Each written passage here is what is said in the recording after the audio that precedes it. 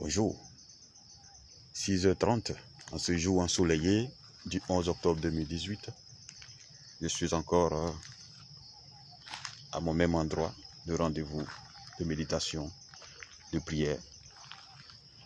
Il est 6h30 et le soleil se lève toujours à l'est, se couche à l'ouest. Et comme toujours, Dieu démontre de sa fidélité envers nous, ses créatures, envers la nature, envers la vie, envers les hommes. Il n'a jamais changé. Et cela aussi nous interpelle sur notre devoir les uns envers les autres, dans cette société où chacun court après ses intérêts, où chacun cherche à se couvrir du bonheur au détriment souvent des autres. Et voilà. Il me revient donc cette histoire qui m'a été racontée par les sages.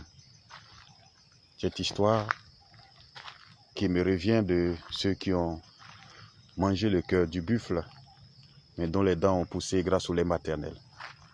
Qui se sont su grands, c'est vrai, à un moment donné, mais qui, à un moment très vulnérable, ont été nourris à la simple mamelle maternelle.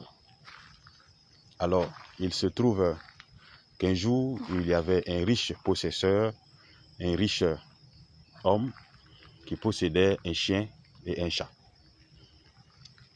Et le chien et le chat avaient la capacité de clairvoyance, avaient la capacité d'anticiper sur les événements à venir. Et ils se parlaient chaque jour. Et l'homme riche aussi avait le don de discernement du langage des animaux. Et il les écoutait discrètement sur ce qu'ils se disaient entre eux animaux. Et un jour, le chat dit au chien, eh bien voilà, demain matin, je serai très heureux parce que il y a une dame qui viendra vendre du lait dans la cour de notre propriétaire. Et cette dame-là va trébucher sur la souche que tu vois et son lait va se déverser dans la cour. Alors, comme moi, le chat, j'aime le lait, je vais m'en régaler. Du coup, le propriétaire des animaux ayant entendu cette conversation, alla discrètement, envoya donc un de ses serviteurs discrètement avertit la dame que le lendemain matin, il n'aurait plus besoin du lait. Et donc, il ne serait plus possible qu'elle vienne lui vendre le lait. Du coup, le lendemain, les prévisions du chat se sont avérées fausses parce que la dame n'est pas venue. Et donc, l'occasion ne s'est pas présentée pour que le lait se déverse dans la cour.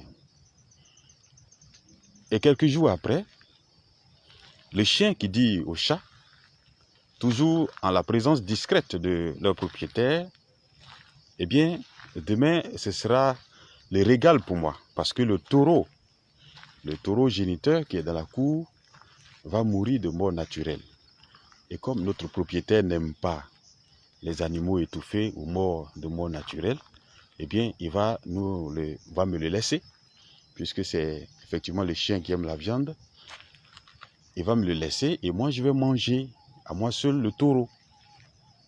Du coup, le propriétaire qui a entendu le chien parler ainsi, dépêcha donc un de ses serviteurs pour appeler d'urgence quelqu'un à qui il a vendu le taureau avant qu'il ne meure à la date indiquée. Et ainsi donc, le chien s'est vu donc contraint de constater que le taureau il ne sera pas à sa disposition.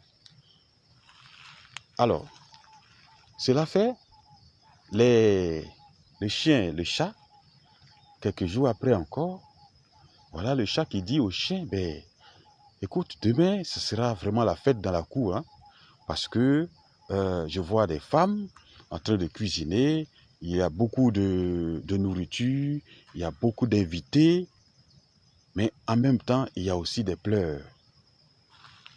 Alors, dans tous les cas, nous, on va se régaler, parce que chacun aura sa part.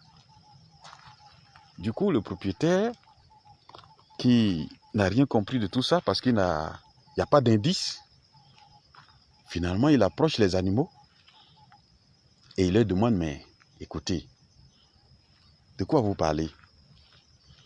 Qu'est-ce qui va se passer demain? Et les animaux de s'étonner disent, mais nous ne savions pas que vous compreniez notre langage.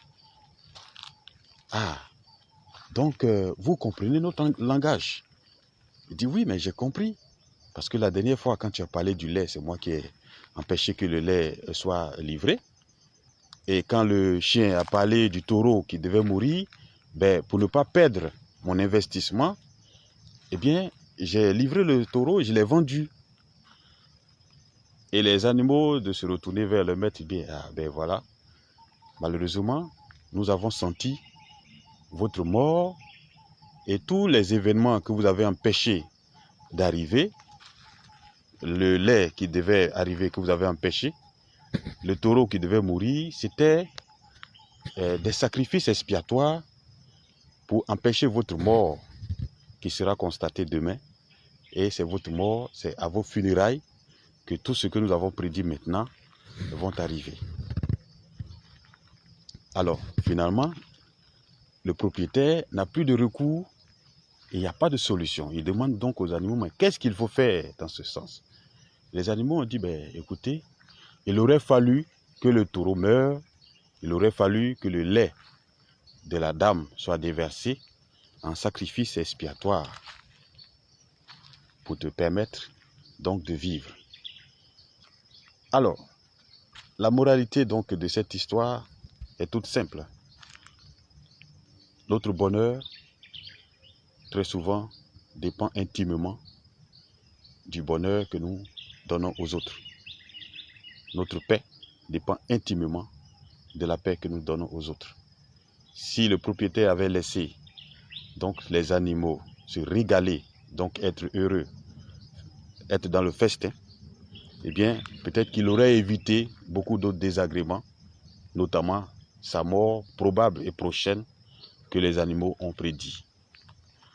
Alors, il y a souvent dans notre entourage des gens qui ne sont pas heureux de vous savoir heureux ou qui ne sont pas heureux de voir venir vers vous la grâce, la bénédiction et qui s'empressent souvent quand ils entendent de bonnes nouvelles qui doivent vous arriver, qui s'empressent d'aller auprès de ceux qui doivent vous faire ces faveurs-là pour dire, mais telle personne, je la connais, c'est pas la peine parce que je suis sûr que vous n'allez pas avoir votre compte. Et donc de dénigrement en dénigrement, et se feront donc les avocats à votre dépens et ils feront en sorte que la grâce et la bénédiction qui doit vous arriver ne vous parviennent jamais. Il y a donc ces gens, ces voisins, ces gens dans nos familles, ces gens dans nos bureaux, dans nos lieux de travail, ces personnes qui, bizarrement, souvent nous côtoient de plus près, mais qui, dans le fond, travaillent à notre perte. Hélas, c'est ainsi la vie, et c'est aussi ça l'expression de cette histoire fabuleuse de cet homme riche, mais qui avait des animaux si petits, si insignifiants, qu'il ne considérait pas du tout leur intérêt, et il privilégiait lui ses intérêts à lui. Et malheureusement, c'est à sa perte. Bonne journée et à très bientôt.